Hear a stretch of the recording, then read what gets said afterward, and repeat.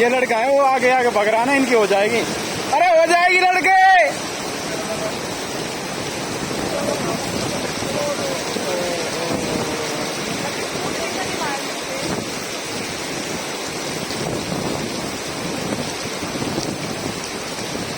इनके दोबारा कराएगा, देख लेना।